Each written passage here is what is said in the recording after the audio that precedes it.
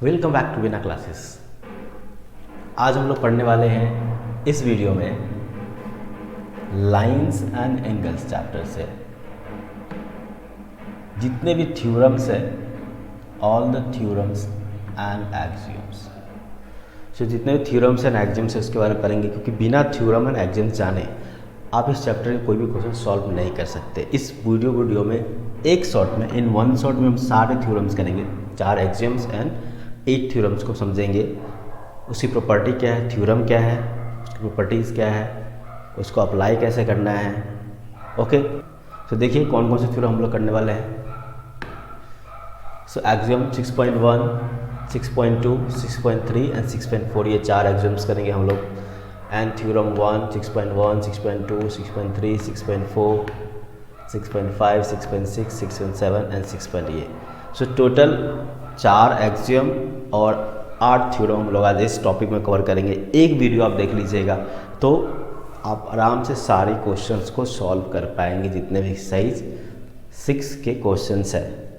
सो जो चैनल पर नए हो चैनल को सब्सक्राइब कर लीजिए, वीडियो अच्छा लगे तो लाइक कीजिए, फ्रेंड्स के साथ शेयर कीजिए। सो चलिए शुरू करते हैं एक्सियम 6.1। सो देखिए एक्सियम 6.1 क्या कह रहा है। If a ray stands on a line, then the sum of 2 adjacent angles so formed is 180 degree. अगर कोई एक रे है, this is a ray, or you can say this is a line L, and another ray stand on this line M. Then the sum of the 2 adjacent angle. Adjacent angle कहाँ क्या क्या है बताइए इसमें। 2 adjacent angle यहाँ पे है, this angle and this angle. अगर हम लोग इसका नाम देते हैं OP, ठीक है। सो क्या बोल रहा है, sum of the 2 adjacent angle is 180 degree. क्या होगा ये 180। That means angle LOM plus angle POM, इनका सम कितना होगा 180 डिग्री होगा। यही आपका ये एक्सियम बोल रहा है। Simple and clear. सो इसको कैसे अप्लाई करिएगा। मान लीजिए किसी क्वेश्चंस में इस तरह से दिए रहते हैं तो आपको क्या करना है कि स्ट्रेट लाइन को क्या करना है, चूज करना है, और उस पर एक एंगल बने, 2 एंगल बने, 3 एंगल, जितने भी एंगल होंगे किसी भी स्ट्रेट लाइन पे एक कंप्लीट एंगल जो होते हैं, कितने होते हैं किसी स्ट्रेट लाइन का 180 होता है। जैसे यहाँ पे देख लीजिए एक स्ट्रेट लाइन है, इस पे एंगल 1 + 1, एंगल 1 प्लस एंगल 2 कितना होगा 180 होगा। यहाँ भी क्या स्ट्रेट लाइन है, यहाँ भी एंगल 5 प्लस एंगल C 180 होने वाला है। यहाँ पे नीचे साइड देख लीजिए तो एंगल 8 प्लस एंगल 7 = ये भी 180 होगा।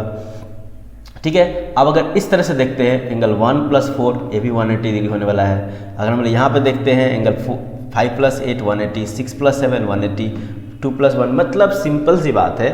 एक स्ट्रेट लाइन पे अगर आप ऐसे करते हो, इधर जाते हो तो भी 180, यहाँ जाते हो तो भी 180, ये दोनों एंगल को लेते हो तो भी 180, ये दोनों एंगल को लेते हो तो भी 180। सो किसी भी साइड से एक स्ट्रेट लाइन पे कितने एंगल फॉर्म होते हैं 180 degree. This is the axiom 6.1। Axiom 6.2 क्या कह रहा है देखिए यहाँ पे। If the sum of the 2 adjacent angle is 180, then the non common arm of the angles form is line. So simple बोला है कि किसी दो, जस्ट 6.1 का कन्वर्स है, उल्टा होता है इसका। अगर ये एंगल और ये एंगल दोनों मिला है कितना हो जाए 180 हो जाए। सो नॉन कॉमन आर्म कौन सा है, ये वाला और ये वाला। तो ये क्या बनाएगा, एक स्ट्रेट लाइन बनाएगा, एक लाइन फॉर्म करेगा। सो ये कुछ नया नहीं है, एक्सियम 6.1 का कन्वर्स है, जस्ट उसका अपोजिट। अगर लेफ्ट टू राइट हम लोग क्या बोलते हैं, LHS = RHS, तो RHS = LHS होगा। सो वही चीज़ यहाँ पे है। पहले थ्योरम बोला था कि अगर स्ट्रेट लाइन पे कोई लाइन एंगल कट करता है, दोनों एंगल सम कितना होता है 180 डिग्री। सो यहाँ पे उल्टा बोल दिया, अगर 180 होगा दूसरा क्या हो जाएगा, लाइन जो होगा वो स्ट्रेट लाइन होगा। Okay, axiom 6.3। If a transversal intersect 2 parallel lines, then each pair of corresponding angles is equal. अब क्या कर लेते हैं हम लोग, दो पैरेलल लाइन ड्रॉ करते हैं। Let L and M are two parallel lines, L parallel to M, and a transversal P intersect L at R and M at S. Then pair of corresponding angles is equal. Corresponding angles कौन कौन से होंगे? So this and this, ये दोनों corresponding है। Similarly this और this, ये भी corresponding है। यहाँ पे देखिए 1 2 3 4 5 6 7 8, मैंने जैसे जैसे आप नेमिंग कर दिया एंगल्स का, ताकि आप लोगों को कन्फ्यूज़न ना हो, आप लोग रटा रटाए कोई चीज़ ना करो। ओके, यहाँ पे करस्पॉन्डिंग एंगल्स कौन कौन से हमने क्लियर कर दिया आपको कि 1 and 2 ये कैसे हैं, करस्पॉन्डिंग एंगल्स है। कौन से एंगल करस्पॉन्डिंग लेने हैं? दो एंगल लेने हैं, एक एक्सटीरियर का और एक इंटीरियर का। एक exterior angle, extended angle, interior angle, और both the angles are at two different line, एक एल पे होना चाहिए तो एक एम पे होना चाहिए। और एक और कंडीशन है कि दोनों ही एंगल क्या होना चाहिए, ट्रांसवर्सल के सेम साइड में होना चाहिए। क्या लेना चाहिए? सेम साइड में, ट्रांसवर्सल के सेम साइड में दोनों एंगल्स होने चाहिए। तो ऐसे एंगल्स को क्या बोलते हैं हम लोग? Corresponding angles. सो कौन कौन से करस्पॉन्डिंग एंगल्स क्या होंगे, इक्वल होंगे? So angle 1 equals to angle 2, angle 3 equals to angle 4, angle 5 equals to angle 6। ये क्या कह रहा है देखिए, if a transversal intersect two lines such that a pair of corresponding angles is equal, then the two lines are parallel. Simple सी बात है, just उसी का 6.3 का कन्वर्स है। ये क्या कह रहा है कि अगर कोई ट्रांसवर्सल, मान लीजिए L एक लाइन है, M एक लाइन है, और एक P एक ट्रांसवर्सल है जो L को R पे, L को क्या कर रहा है हमारा R पे, और M को S पे क्रॉस कर रहा है, इंटरसेक्ट कर रहा है। एंड इफ करस्पॉन्डिंग एंगल्स, मान लीजिए कोई भी एक angles, this angle equals to this angle हो जाए, so angle L R P equals to अगर हो जाए angle M S R, angle L R P और एंगल एम एस आर अगर हो जाए, सो क्या होंगे? L parallel to M. एक एंगल, कोई भी एक करस्पॉन्डिंग एंगल इक्वल हो जाने से क्या होगा? लाइंस पैरेलल होंगे। तो आपको ढूंढना होगा भाई, तो कोई एंगल इक्वल है तो पैरेलल क्वेश्चन में आया था कि पैरेलल प्रूफ करना है, तो आप क्या करना है? करस्पॉन्डिंग एंगल इक्वल ढूंढना पड़ेगा, या कैसे बहुत सारे फॉर्मूलास हैं। चलिए, सो नेक्स्ट टॉपिक करते हैं हम लोग थ्योरम्स 6.1 से। सो जो चैनल पर नए हो सब्सक्राइब कीजिए। अगर वीडियो अच्छी लग रही है, आपको समझ में आ रही है, तो फ्रेंड्स के साथ शेयर कीजिए, लाइक कीजिए, कमेंट कीजिए। अगर कोई क्वेश्चन आपको डाउट होगा तो जरूर आपको उस क्वेश्चन को सॉल्व करेंगे। थ्योरम 6.1 क्या कहता है? If two lines intersect each other then the vertically opposite angles are equal. अब आप लोगों को पता है वर्टिकली अपोजिट एंगल्स क्या होते हैं। ये देखिए, एक लाइन ये और एक लाइन ये क्या किया? एक दूसरे को क्रॉस किया। दोनों एक दूसरे को क्रॉस करते हैं, सो वर्टिकली अपोजिट एंगल्स को होंगे this is opposite to this, this angle opposite to this. अगर मैं इसको लेता हूँ 1 2 3 4, सो ये थ्योरम कह रहा है कि vertically opposite angles, angle 1 equals to होगा angle 3 and angle 2 equals to होगा एंगल 4। क्या है? If two line crosses each other, अगर कोई लाइन एक दूसरे को किसी एक पॉइंट पे क्रॉस करता है, इंटरसेक्ट करता है, तो जो एंगल्स बनते हैं opposite angles are equal, vertically opposite angles are equal. Okay, coming to the next theorem 6.2। If a transversal intersect two parallel lines, then each pair of alternate interior angle is equal। कोई transversal क्या करता है? दो parallel lines को क्या करता है? Intersect करता है, देन अल्टरनेट इंटीरियर एंगल जो होगा वो कैसा होगा? इक्वल होगा। अब देखिए, टू पैरेलल लाइंस है, एक लाइन ये ले लिया हम लोगों ने, एक लाइन ये ले लिया, और इसको क्या किया हम लोगों ने? एक ट्रैवर्सल से एक लाइन ले लीजिए L, दूसरा M, और एक लाइन को ले लीजिए, एक P लाइन जो है क्या कर रहा है? इंटरसेक्ट कर रहा है। अब pair of alternate interior angle, alternate और इंटीरियर एंगल का मतलब क्या होता है? अंदर में होना चाहिए। कौन कौन सा एंगल है, देखिए मान लीजिए कि एक एंगल है अंदर में, तो एक एंगल है, मैंने लिखा 1, ये एक एंगल है 2 3 एंड लिख दिया हम लोगों ने 4। सो बोला है अल्टरनेट मतलब एक दूसरे के अपोजिट में होना चाहिए और इंटीरियर होना चाहिए। सो अल्टरनेट इंटीरियर हम लोग पहचानने के लिए क्या कहेंगे, देखिए ये अल्टरनेट मतलब एक दूसरे का अपोजिट है कि ये है इधर है तो एक इधर है, और इंटीरियर मतलब ये अंदर में है। ये हो गया एक्सटीरियर एंगल, बाहर वाले, इधर जो एंगल बनेंगे 1 2 3 4 एक्सटीरियर, और ये हो गया 1 2 3 4 और इंटीरियर। सो कौन कौन सा एंगल है यहाँ पे देखिए। सो एंगल 1 इक्वल्स टू होगा एंगल 3, एंगल 1 इक्वल्स टू होगा एंगल 3, और एंगल 2 इक्वल्स टू होगा angle 4। This is alternate interior angle. So आपको सबसे बड़ी प्रॉब्लम क्या है, आपको याद रहता है अल्टरनेट इंटीरियर एंगल बोला, लेकिन अल्टरनेट इंटीरियर एंगल कहाँ पे है, कौन से एंगल्स को अल्टरनेट एंगल बोलेंगे, कौन से एंगल्स को अल्टरनेट इंटीरियर एंगल बोलेंगे, इस पे हम लोग थोड़ा सा गड़बड़ी करते हैं, यहाँ पे ध्यान नहीं रखते। तो इस चीज़ों को आपको ध्यान रखना पड़ेगा कि कौन सा एंगल्स जो है वो अल्टरनेट इंटीरियर एंगल है, कौन सा एंगल है करस्पॉन्डिंग एंगल्स है। ये दोनों चीज़ हम लोग पढ़ लिया, कौन से एंगल्स को वर्टिकली अपोजिट एंगल्स बोलते हैं ये भी हम लोगों ने पढ़ लिया। चलिए थ्योरम 6.3 क्या कहता है देखते हैं। Theorem 6.3, if a transversal intersect two lines such that a pair of alternate interior angles is equal, then the two lines are parallel। Just उसका क्या बोल दिया, कन्वर्स है, जस्ट उसका अपोजिट है कि अगर कोई दो लाइन को एक ट्रांसवर्सल इंटरसेक्ट करता है एंड उसके अल्टरनेट एंगल्स अगर इक्वल हो जाए, सो लाइंस कैसे होंगे, वो पैरेलल होंगे। 1 2 3 4 कंडीशन क्या दिया हुआ है, if angle 1 equals to angle 4 and angle 2 equals to angle 3, कोई भी एक चेक कर लो और लिखो यहाँ पे। सो L पैरेलल टू M होगा, सिंपल इजी क्लियर।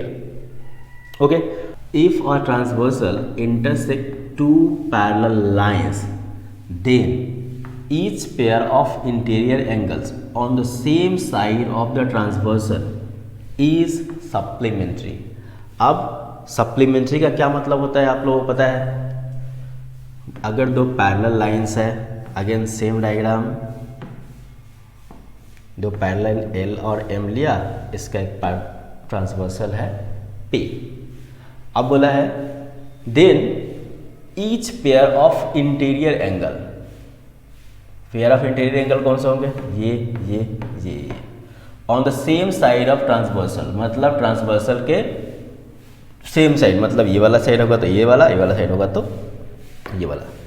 इनका सम क्या बोल रहा है कि इनका सम जो होगा वो सप्लीमेंट्री होगा। सप्लीमेंट्री मतलब 180 डिग्री, क्या होता है 180 डिग्री। दैट मीन्स अगर मैं इसको लिखूँगा angle 1 2 3 4, so angle 1 plus angle 3 equals to 1 degree, और angle 2 plus angle 4 equals to 180 degree. Supplementary मतलब 180 डिग्री होता है, ठीक है। कम्प्लीमेंट्री मतलब 90 डिग्री है, सप्लीमेंट्री मतलब 180 डिग्री। सो थ्योरम 6.4 आपको क्लियर हो गया। चलिए थ्योरम 6.5 की ओर हम लोग देखते हैं। 6.5 थ्योरम क्या कह रहा है देखिए। If a transversal intersect two lines such that a pair of interior angle on the same side of the transversal is supplementary, then the two lines are parallel। Just उसका अपोजिट अगर बोल दिया है कि अगर ये L है और ये M है, एक ट्रांसवर्सल पीस ऑर्गेनाइज करता है, अगर this angle plus this angle equals to 180 होता है, क्या होता है, sum of the interior angle on the same side of transversal, then the line L parallel to line M। Clear है। इफ इसको 1 2 ले दे, angle 1 plus angle 2 equals to अगर 180 हो जाए, then the both line are parallel. तो आपको पता है एक थ्योरम जस्ट उसके अपोजिट होते हैं। सो दूसरा ये 6.4 का अपोजिट है। नेक्स्ट है 6.6। ये क्या कह रहा है देखिए, lines which are parallel to same lines are parallel to each other. अब क्या बोला है, बोल दिया है कि एक लाइन है दिस वन और दिस वन, ये है L, ये M है, L parallel to M and बोला है यहाँ पे कि M पैरेलल टू N। अगर L M का पैरेलल है और M जो है वो N का पैरेलल है, सो बोला है कि सभी लाइन एक दूसरे से पैरेलल होंगे। बोला है कि L जो होंगे वो पैरेलल होंगे N के। मतलब ये अगर इसके साथ पैरेलल है, this parallel to this and this parallel to this, तो क्या होगा, ये वाला पैरेलल भी इसके साथ होगा। यही है आपका theorem 6.6। Okay, come the next 6.7। The sum of the angles of a triangle is 180 degree. किसी एक ट्रायंगल का टोटल एंगल जो होगा, एंगल का जो सम होगा वो क्या होगा, 180 डिग्री। बी सी, मान लीजिए एंगल 1 2 और एंगल 3। सो सिंपल सा है, angle 1 plus angle 2 plus angle 3, ये क्या हो जाएगा हमारा 180 डिग्री। इसको हम लोग कैसे अप्लाई करते हैं, मान लीजिए कि किसी दो ट्रायंगल का दिया हुआ, मान लीजिए 40 डिग्री एंगल दिया हुआ एंगल 1, ये दिया हुआ 60 डिग्री, तो थर्ड निकालना हो तो क्या करेंगे हम लोग, 40 plus 60 plus angle 3 equals to 180 degree. So angle 3 equals to क्या हो जाएगा 180 माइनस 40 प्लस 60 क्या हो गया 100, दैट इज 80 डिग्री। तो एंगल 3 ये क्या हो गया 80 डिग्री। इस तरह से हम लोग क्या करते हैं, इसको अप्लाई करते हैं। Next theorem and the last theorem from this chapter, theorem 6.8। If a side of a triangle is produced, then the exterior angle so formed is equal to the sum of the two interior opposite angles। मान लीजिए एक triangle हमने बनाया A B C, बोला है if the side of a triangle is produce, कोई एक side को आप प्रोड्यूस कर देते, मान लीजिए इसको हमने प्रोड्यूस कर लिया, then the exterior angle so form, कहाँ पे एक्सटीरियर एंगल बना है, एक एंगल बनाइए, इसको नाम लिख लिया हम लोगों ने 1, is form is equal to sum of the two interior opposite angles. देखिए एंगल कितना है, ये है एक एंगल, ये एक एंगल है और ये एक एंगल है, उसमें से दो इंटीरियर होना चाहिए, अंदर वाला एंगल और अपोजिट मतलब इसको छोड़ करके। सो एंगल मान लीजिए इसको 2 लिया, 3 लिया, इसको 4 लिया। सो क्या बोल रहा है इसमें कि एंगल 1 इक्वल्स टू क्या हो जाएगा एंगल 3 प्लस एंगल 2। अगर हम इसको प्रोड्यूस कर दें इधर में, इसको लिख दें हम लोग 5, सो क्या हो जाएगा एंगल 5 इक्वल्स टू क्या हो जाएगा angle 2 plus angle 4, angle 2 plus angle 4। अगर हम इसको इधर प्रोड्यूस कर दें, इसको लिख दें 6, सो क्या हो जाएगा एंगल 6 इक्वल्स टू क्या हो जाएगा 3 प्लस 4, एंगल 3 प्लस एंगल 4। सो आप समझ रहे, this is very important theorem, बहुत इंपॉर्टेंट है।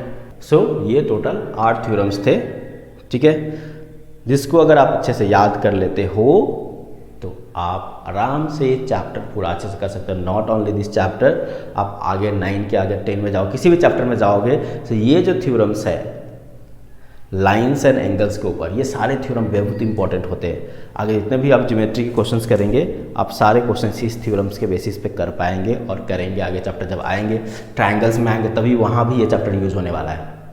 ओके, सो यहाँ पे इतना ही इस वीडियो में। अगर आप चैनल पर नए हो, वीडियो देख रहे हो, अगर वीडियो आपको अच्छी लगी, समझ में आया तो चैनल को सब्सक्राइब कीजिए, लाइक कीजिए, फ्रेंड का शेयर कीजिए, कमेंट कीजिए वीडियो कैसी लगी आपको। ऐसे ही पढ़ते रहिए, आपसे मिलते हैं नेक्स्ट वीडियो में, तब तक थैंक यू, जय हिंद।